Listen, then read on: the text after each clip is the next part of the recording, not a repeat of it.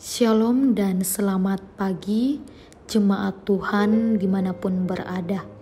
Kembali lagi kita berjumpa di dalam Renungan Harian Toraya edisi Sabtu 11 Juni 2022. Puji syukur kepada Tuhan atas penyertaan-Nya yang senantiasa kita rasakan di dalam kehidupan kita hari lepas hari. Dan pada pagi hari ini kita akan mendengarkan kebenaran firman Tuhan. Namun sebelum itu, mari kita satu dalam doa, kita berdoa. Bapa kami yang bertahta di dalam kerajaan surga, terima kasih Tuhan atas hari yang indah yang Kau perkenankan di dalam kehidupan kami.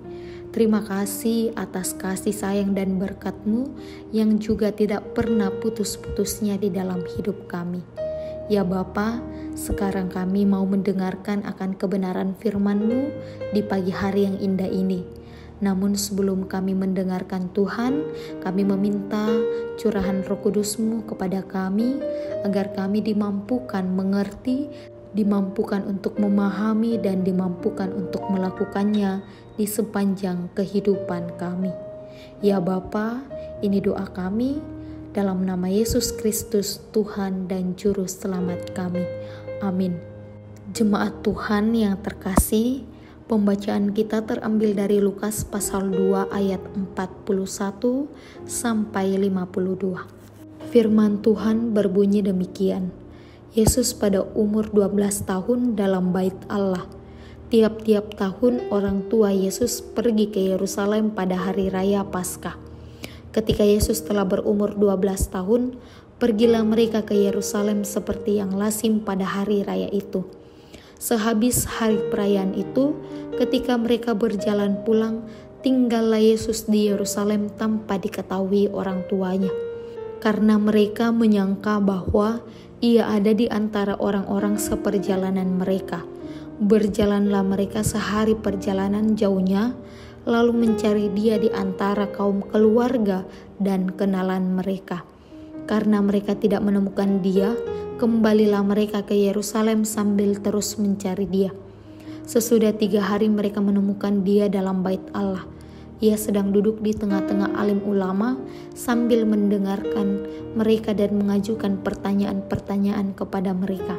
Dan semua orang yang mendengar Dia sangat heran akan kecerdasannya dan segala jawab yang diberikannya.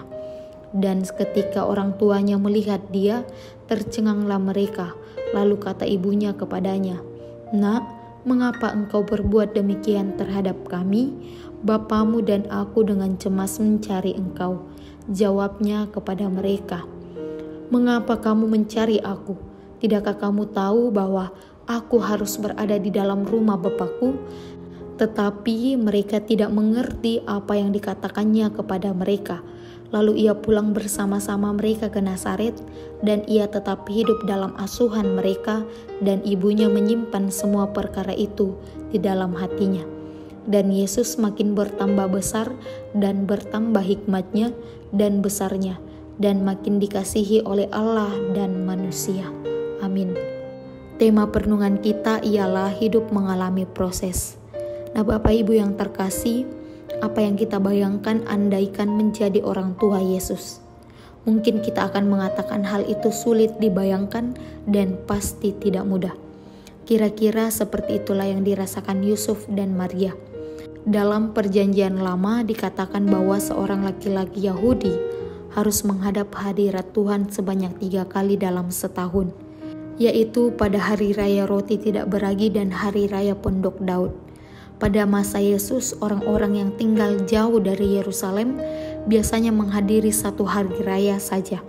Pada waktu itu, Yusuf dan Maria harus melakukan perjalanan sekitar 80 mil jauhnya ke Yerusalem untuk merayakan Paskah.